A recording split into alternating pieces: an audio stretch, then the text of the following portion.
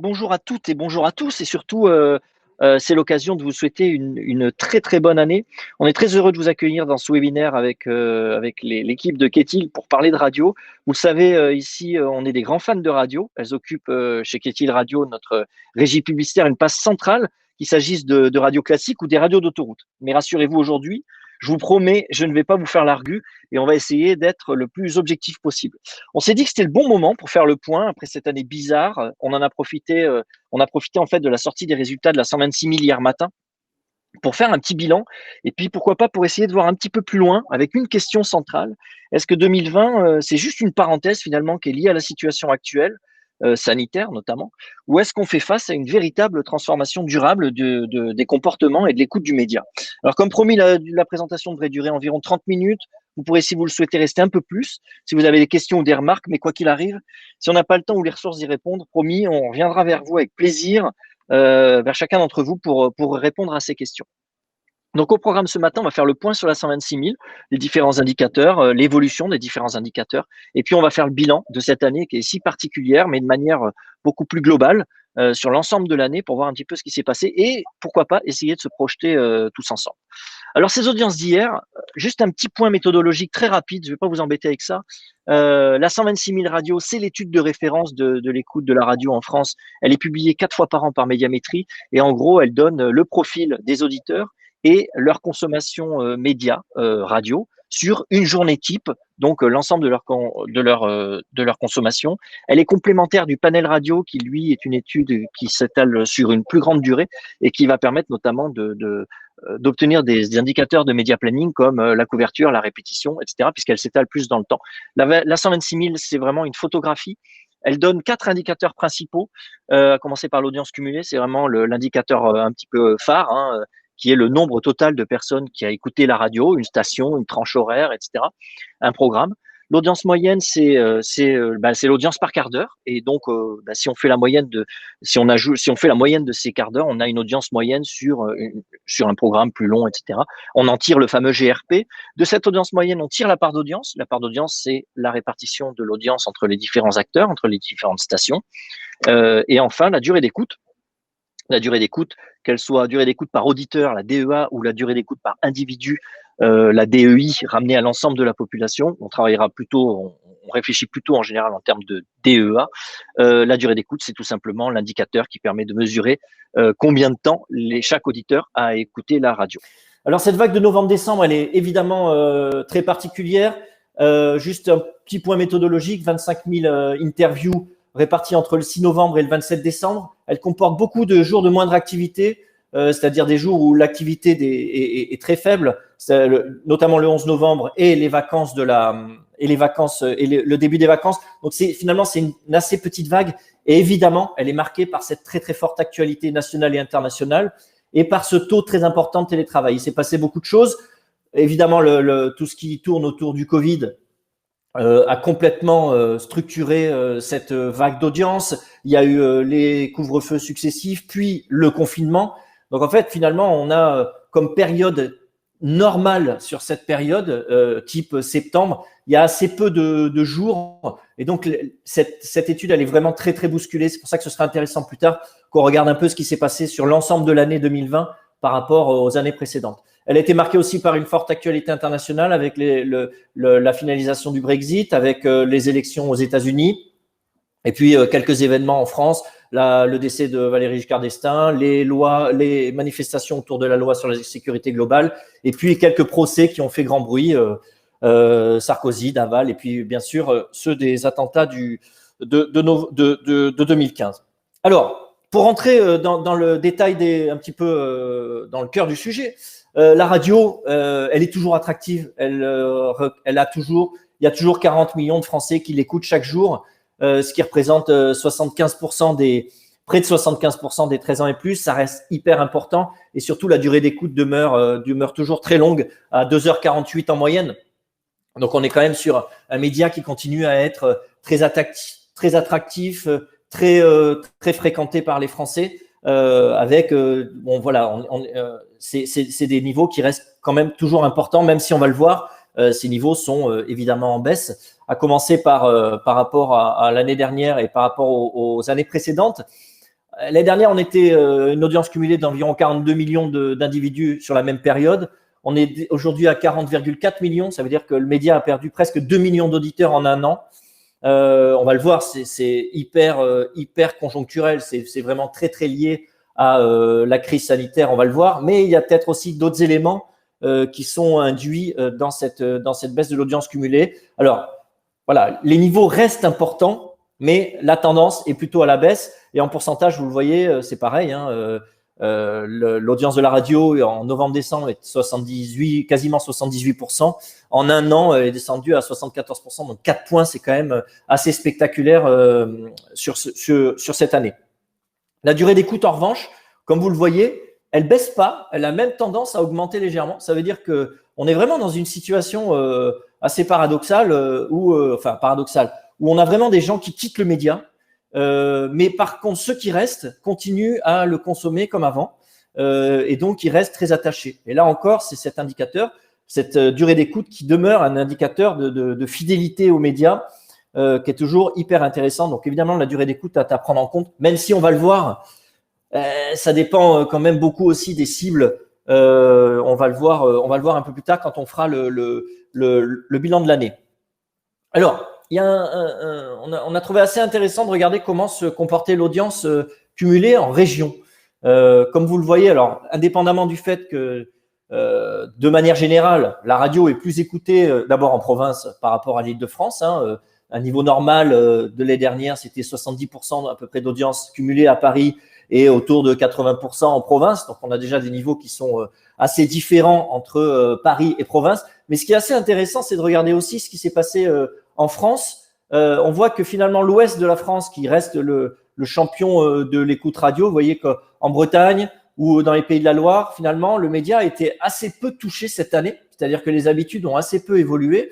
Tandis que sur des régions comme l'Est ou les régions PACA, les baisses d'audience ont été beaucoup plus marquées.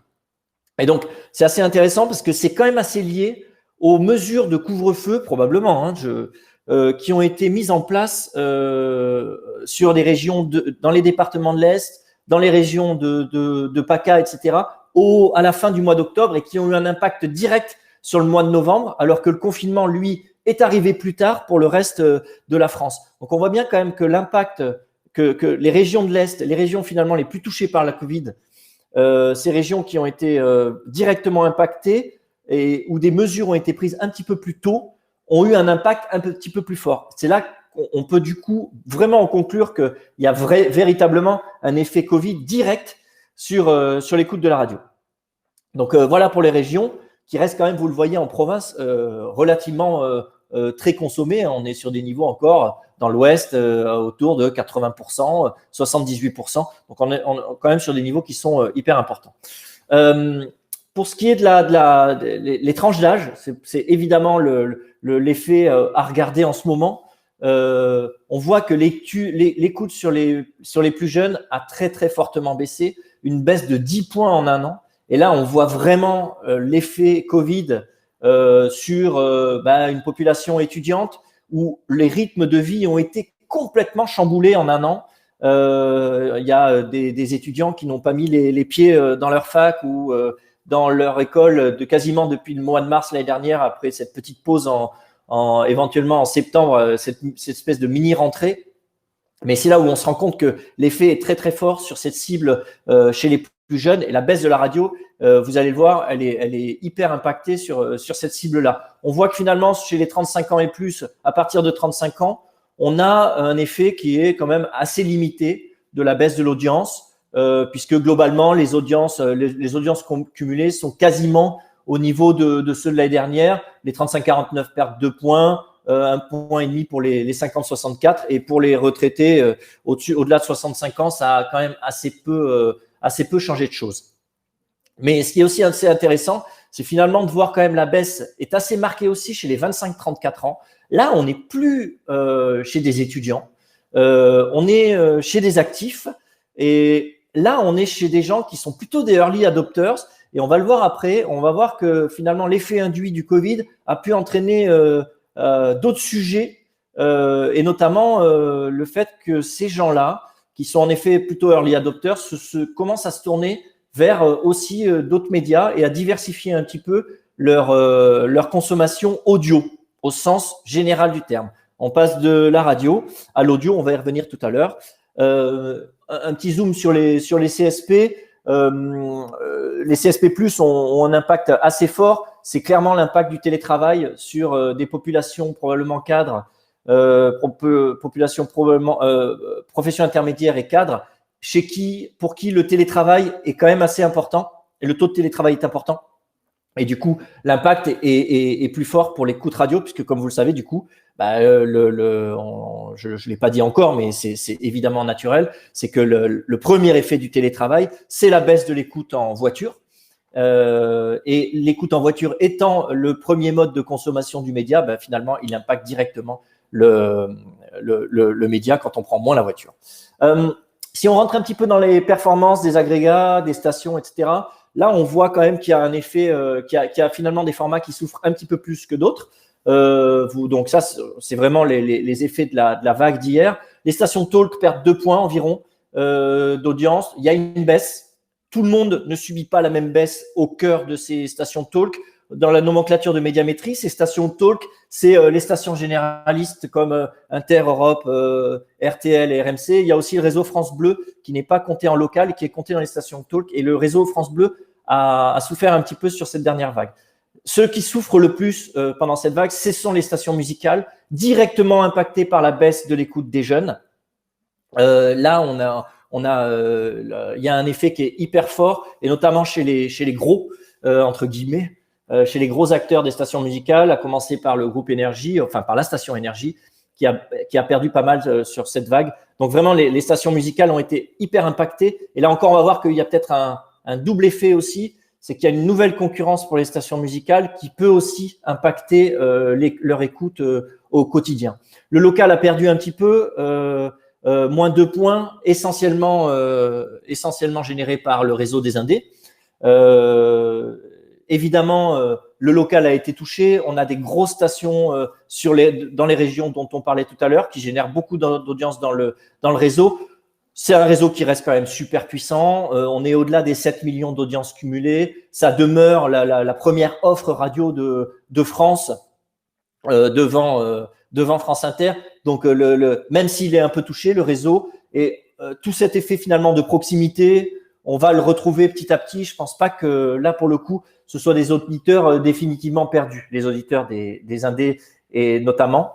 Et enfin, les thématiques. Alors, les thématiques, c'est un peu l'ovni dans cette vague. Les thématiques, elles sont composées toujours au sens de la nomenclature de médiamétrie, de France Info, évidemment, mais aussi de Radio Classique, c'est la nôtre, de France Musique et de France Culture. Et finalement, on pourrait se dire que c'est France Info qui qui fait exploser cette audience, parce que France Info va très bien, on va le voir. Et finalement, non. C'est-à-dire que c'est l'ensemble du pôle thématique qui se tient bien. Et on va en reparler tout à l'heure quand on parlera du bilan de 2020. Mais il y a certainement un effet de proximité avec l'offre thématique, où les gens viennent chercher quelque chose de très particulier et la promesse est remplie. Et donc, du coup, c'est des stations qui souffrent moins. Puis bon, il y a aussi un effet, il faut aussi le reconnaître, d'âge. C'est-à-dire que pour les stations thématiques hors France Info, la moyenne d'âge est un peu plus élevée que pour les autres stations. Et évidemment, on l'a vu tout à l'heure, les baisses sont moins significatives sur les plus âgés. Bon, bref. Mais en tout cas, la thématique, les stations thématiques s'en sortent plutôt bien. Alors, ce qui est bien avec la 126 000 radio, c'est que tout le monde a toujours gagné. Hein. On est toujours premier quelque part. Et on va pas s'en priver non plus, nous, aujourd'hui. Alors, France Inter demeure de loin la première offre, le premier radio de France. Il y avait encore une bagarre en part d'audience jusqu'à il n'y a pas si longtemps avec RTL.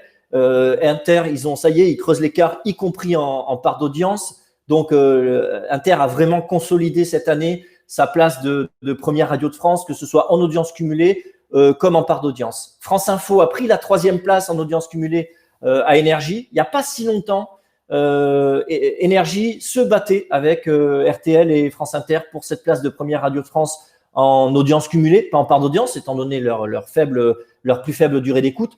Mais en tout cas, sur ce critère de l'audience cumulée, Énergie était là. Ils y sont plus. France Info a pris la place sur cette dernière vague. France Info progresse bien, mais c'est surtout Énergie qui baisse. Et du côté de la part d'audience, France Bleu aussi est passé en troisième position. Donc, le réseau, globalement, Radio France est très bien consolidé. Et puis, alors, on ne va pas s'en priver, mais on a des excellents résultats chez Radio Classique depuis hier en termes de durée d'écoute. On a 2h29 de durée d'écoute pour Radio Classique, ce qui fait de Radio Classique la radio écoutée la plus longtemps en France. Bon, ben, on a une bonne nouvelle, on ne se prive pas de la partager avec vous. Voilà. Ça s'arrêtera là hein, pour les cocoricots. Donc le top 10 de l'audience cumulée, vous voyez, alors c'est vraiment un petit panorama pour montrer un petit peu ce qui se passe. Donc le trio de tête, on l'a vu, Inter, RTL, Info. Énergie quand même qui subit une grosse baisse par rapport à l'année dernière, hein, plus de 600 000 auditeurs perdus en un an. France Bleu qui baisse aussi. RMC qui est finalement assez touché aussi par la vague. RMC, il y a eu des choses qui se sont passées cette année. Évidemment, ça reste la radio du débat, de l'actualité. Mais entre le départ de Jean-Jacques Bourdin, remplacé par Apolline de Malherbe en prime, et surtout la faible actualité sportive et le désamour des gens aujourd'hui pour le sport, c'est vrai qu'RMC souffre un peu parce que même si les compétitions sportives ont lieu, on se rend bien compte, on le voit bien en télé aussi, que les audiences baissent parce que regarder un match, suivre un match sans public, c'est quand même pas tout à fait la même. Voilà, et vous voyez que Skyrock se tient aussi assez bien. On parlait thématique tout à l'heure. La thématique est forte sur Skyrock, ça reste quand même un gros moteur. Et donc, elle est toujours là. Et enfin, derrière, alors sachant qu'on a les 10 stations, là, hein, il y en a encore quelques-unes derrière. Mais Europe 1, vous voyez que a perdu depuis un an. Alors, il faut être honnête, Europe 1 a perdu en un an. Mais par rapport à la dernière vague de septembre-octobre, c'est finalement une vague de stabilisation par rapport à septembre-octobre. Donc voilà, est-ce que la chute est enrayée? On ne sait pas, mais en tout cas par rapport sur la dernière période, Europe 1 semble avoir un petit peu stabilisé son audience. Un petit mot sur le prime. C'est toujours intéressant de regarder ce qui se passe le matin parce que ça reste la tranche la plus bataillée et celle qui rassemble le plus de monde tous les jours. Donc France Inter est bien en tête. Avec le journal, l'émission la plus écoutée de France, toute émission, tout format confondu, c'est le journal de 8 heures de France Inter de Florence Paracuelos. RTL deuxième, France Bleu. Voilà, enfin, globalement, il n'y a pas eu de grands bouleversements sur le prime le matin. France Inter est bon premier. On a fait un petit zoom juste sur les stations musicales en fonction de leur public cible. Comme vous le voyez, donc chez les jeunes, Énergie demeure première radio devant Skyrock et Fun Radio. Bon, on est sur si on fait la somme de ces trois parts d'audience, on est de l'ordre de 36, 37%, 38% d'audience. Il y a encore quelques années, ces trois-là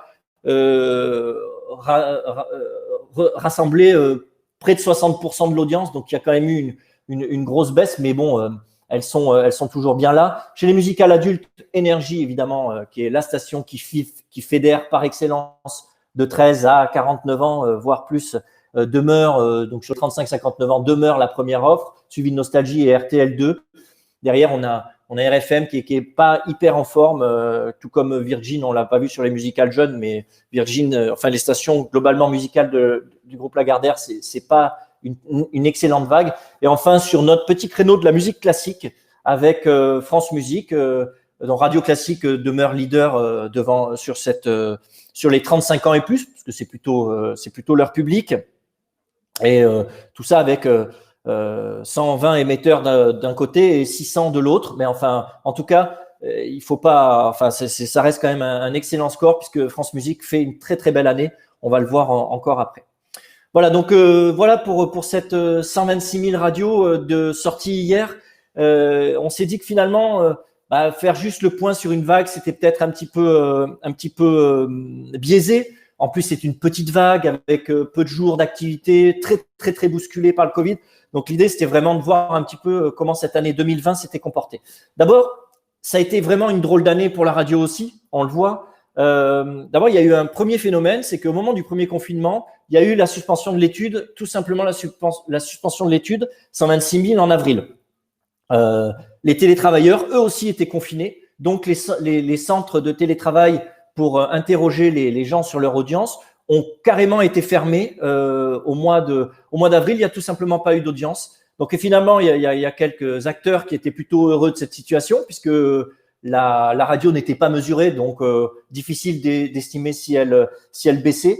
Enfin, il y a d'autres moyens de faire tomber la fièvre que de casser le thermomètre. C'est pour ça que, juste une petite parenthèse, mais on milite pas mal chez Ketil Media et Radio Classique d'ailleurs, et avec d'autres acteurs de la radio pour que l'étude bascule en audimétrie passive, qu'on puisse avoir des résultats et qu'on puisse pas être soumis à ce genre de biais.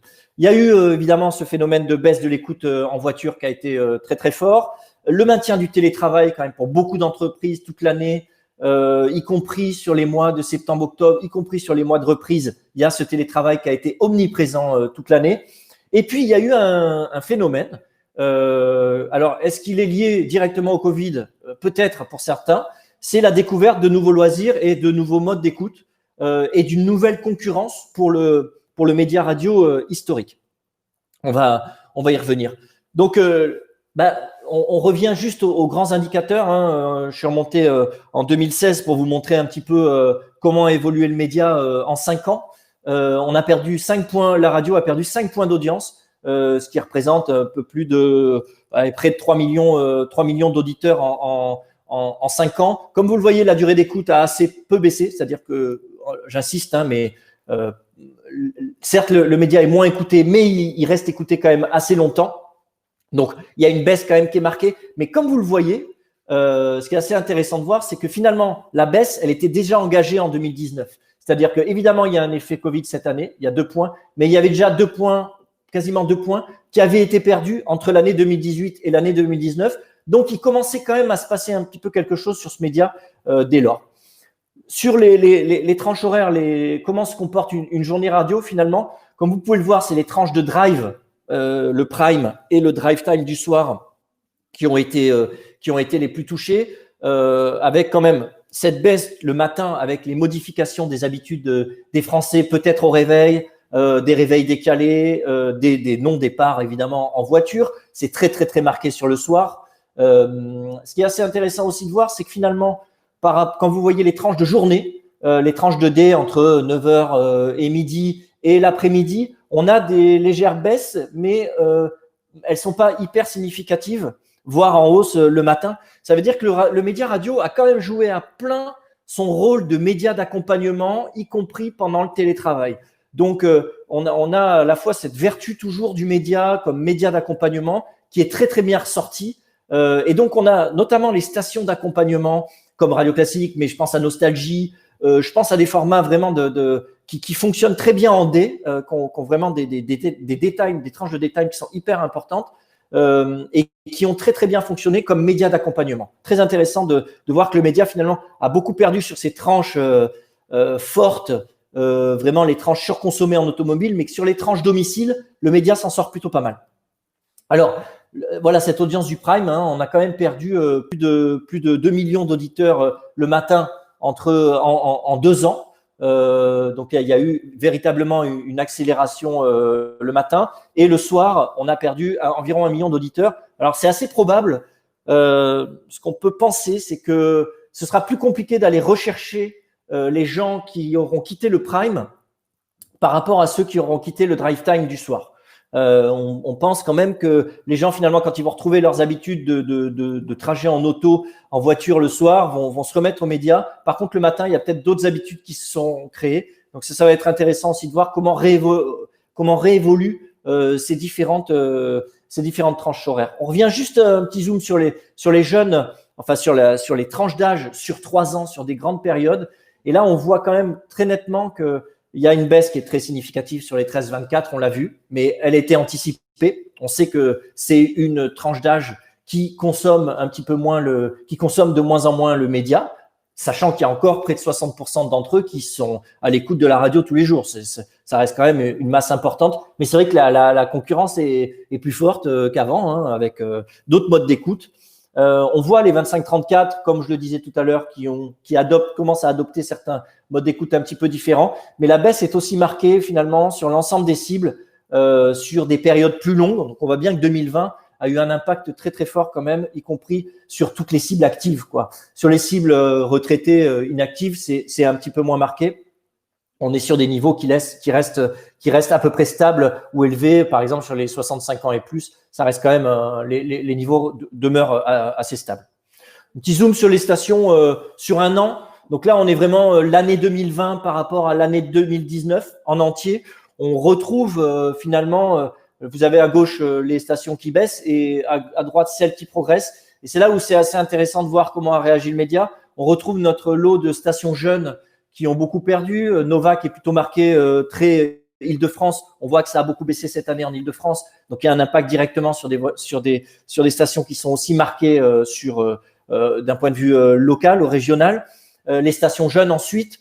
Donc, on constate un petit peu toutes ces stations qui ont baissé. Et de l'autre côté, on a ces stations qui sont finalement des stations plutôt très thématiques, qui offrent un programme très, très, très particulier, comme France Musique, comme Radio Classique, comme Skyrock, comme France Culture, et qui progressent tout simplement parce que finalement, elles offrent un programme qu'il est difficile d'aller chercher ailleurs. Aujourd'hui, Skyrock, si je prends l'exemple de Skyrock, ça a toujours été une radio qui a fait découvrir le rap, qui est très précurseur pour faire découvrir de nouveaux titres, etc. Et c'est quand même plus difficile. C'est quand même mieux de s'en remettre à un professionnel comme Laurent Monod chez Sky que de faire confiance à l'algorithme de Deezer ou de Spotify pour vous trouver de nouvelles choses qui vont vous plaire. En tout cas, on a vraiment ces programmes thématiques qui continuent qui se renforcent, y compris pendant des périodes comme celles que nous venons de vivre. Alors, 2020, c'est probablement, sans aucun doute, on en parlait, hein, c'est l'année du podcast. C'est cette nouvelle concurrence finalement qui est en train de naître, qui est née déjà depuis quelques temps, mais qui est en train d'exploser. Aujourd'hui, 12,3 millions d'auditeurs de replay radio ou de podcast par mois. Ça, ce sont les données de Médiamétrie. Alors, les systèmes de comptage des podcasts sont pas encore tout à fait au point, mais déjà, ça donne des grandes tendances. On a un quart de la population française qui consomme régulièrement du podcast. La progression est très forte par rapport à 2019, sachant que ça, ce sont des chiffres de septembre 2020. Donc, l'impact a dû être encore plus fort au cours des derniers mois. Comme vous le voyez, la crise sanitaire, en fait, cette crise sanitaire, elle a probablement eu cette vertu, finalement, de faire découvrir à des gens un nouveau mode, une nouvelle consommation d'audio, de radio. Et puisque, comme vous le voyez, on a eu une accélération des téléchargements au moment du confinement, en mars-avril. Ça c'est pas démenti en mai-juin. Il y a évidemment une baisse l'été, mais ça, c'est la baisse classique de consommation des médias. En plus, on avait le droit d'aller boire des verres, donc on en a bien profité. Et comme vous voyez, en septembre-octobre, c'est bien reparti. Donc, en fait, il y a des habitudes vraiment qui se sont probablement ancrées pendant cette période de mars-avril. Et donc, c'est vraiment, il y a eu peut-être une période d'essai. Et puis, finalement, désormais, on est rentré dans une période où le podcast et tout ce nouveau mode de consommation est d'ores et déjà quasiment adopté. Voilà, donc c'est très intéressant de voir que la radio, désormais, elle est plutôt concurrencée d'abord par elle-même, parce que la plupart des podcasts, y compris natifs, sont aussi produits par les grands groupes de radio, hein, à commencer par Radio France, qui a fait un travail énorme du côté podcast, mais vous avez des choses qui marchent excessivement bien. Par exemple, On de la raconte sur Europe 1 se classe toujours hyper bien. Franck Ferrand sur Radio Classique se classe toujours très très bien en téléchargement. Donc voilà, vous avez des vraies habitudes qui se sont créées cette année. Donc ça va être intéressant de voir comment tout ça évolue. Voilà. Pour conclure, on arrive au bout de la demi-heure. On peut conclure vraiment que le média a vraiment été clairement marqué, touché par cette crise sanitaire, comme beaucoup d'autres secteurs. On l'a vu notamment sur l'audience cumulée, on l'a vu sur certaines régions, on l'a vu sur certaines tranches d'âge. Mais c'est vrai que les tendances étaient déjà bien engagées avant la crise, hein. Le développement du streaming, il y a vraiment des gros acteurs qui arrivent, à commencer par Deezer, Spotify, Apple, etc., Amazon.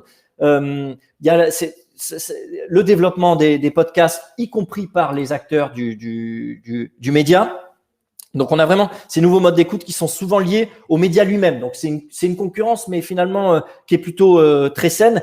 Nous, ce qu'on pense, c'est que 2020 a vraiment marqué une accélération du phénomène. Il y a eu une phase de test, il y a eu une phase d'adoption. Alors, du coup, ce qu'on peut penser vraiment, c'est que tous ces auditeurs qui ont été perdus cette année, le média va en récupérer, mais il ne les récupérera probablement pas tous. C'est des gens qui vont se tourner vers d'autres modes d'écoute, d'autres modes de consommation. Il en reste pas moins que ce média, il demeure très solide. C'est un média qui a plus d'un siècle, comme vous le voyez sur cette petite frise, et qui finalement a su toujours se réinventer. Et donc, on est convaincu que c'est vraiment une nouvelle page qui s'ouvre pour la radio. On le voit bien aussi ce qui se passe. On est toujours un petit peu à regarder un peu ce qui se passe aux États-Unis, par exemple, dans des pays plus matures en termes de médias, et on voit qu'il y a vraiment une explosion du podcast, du replay, etc. Donc voilà, donc c'est vraiment un média qui se réinvente tout le temps. Et nous, il y a aussi quelque chose qui est capital, c'est que le digital, certes, il bouscule énormément de secteurs, il crée cette fameuse nouvelle concurrence, mais nous, on pense vraiment que c'est une vraie chance pour le média radio, et surtout, il bénéficie d'innovations technologiques qui sont majeures. Il y a le DAB+, qui arrive, qui est d'ores et déjà qui arrive, et donc qui va bientôt équiper l'ensemble des voitures. Ça va permettre à de nouveaux entrants aussi d'arriver, ça va améliorer l'écoute. Et puis il y a la 5G qui va elle aussi favoriser tout le développement du média, de l'audio, etc. Ce qui nous fait penser quand même que le média radio a encore de très très très beaux jours devant lui. Voilà, je vous remercie de votre attention. On est arrivé au bout de la demi-heure. J'espère que vous avez appris 2-3 trucs, que c'était intéressant. On peut, si vous voulez, répondre à quelques questions. Oriane demande est-ce qu'on a la différence de progression entre le podcast de rattrapage et le podcast natif. Ce qu'on sait, ce qu'on a comme chiffre pour le moment, c'est que le podcast de rattrapage demeure le plus important. Le plus fort. Quand on voit les classements de Médiamétrie notamment, ce sont des émissions de France Inter, les émissions comme On de la raconte, comme Franck Ferrand, etc., qui boostent. Donc pour l'instant, le rattrapage est natif. Ce qui manque aussi peut-être, c'est une sorte de Casa de Papel du podcast, quoi. C'est-à-dire que voilà, vous avez comme ça des éléments, des séries fondatrices pendant par exemple, ce qui a permis à Netflix d'exploser, entre autres. Hein. Mais il manque un peu ça en podcast, je pense, pour le natif. Mais pour l'instant, en tout cas, c'est le replay qui demeure le podcast le plus écouté. Hein.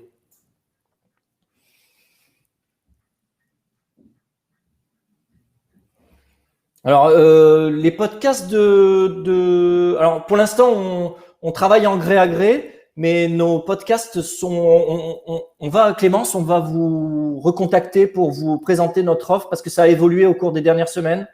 Donc désormais, on a des solutions qui sont intéressantes qui s'offrent à vous. Voilà. Merci Vincent.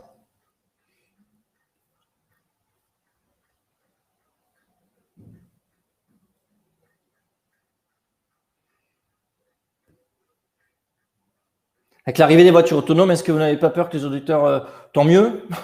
Non, enfin oui, mais c'est ce que je vous disais tout à l'heure, la concurrence est saine. Justine, merci pour la question.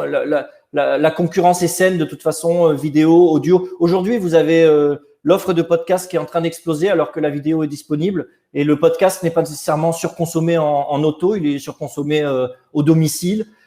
N'oublions jamais, voilà, quand même. Et puis le temps que ça arrive, hein, la voiture autonome, on a encore quelques beaux jours. Mais là encore, l'émulation, elle doit se faire. Le média, il doit toujours se réinventer, avancer. Et puis la concurrence est saine. On en est convaincu, y compris de la part de la vidéo.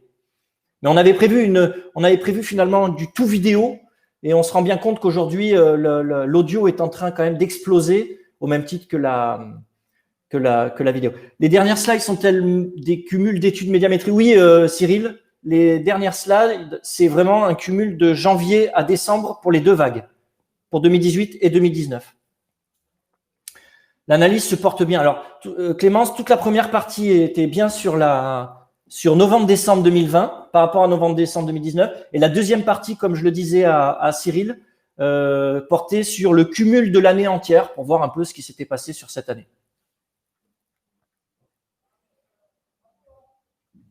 Voilà, je ne sais pas s'il y a d'autres questions.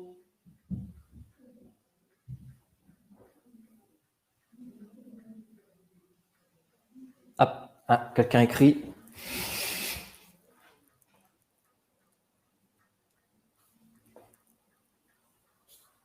Merci, qu'est-il Média.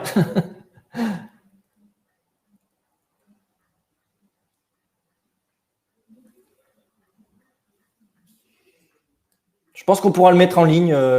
Il a été enregistré, donc je pense qu'il pourra être en ligne. Merci à tous d'avoir assisté à ce premier webinaire là de Ketil. On était vraiment ravis d'avoir pu faire débriefer la 126 000 avec vous. Et surtout, n'hésitez pas si vous avez besoin de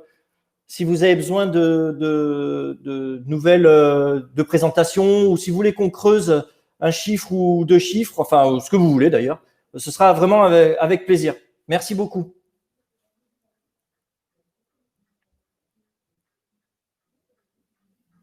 C'est sympa. Bonne année à vous aussi. Salut Didier.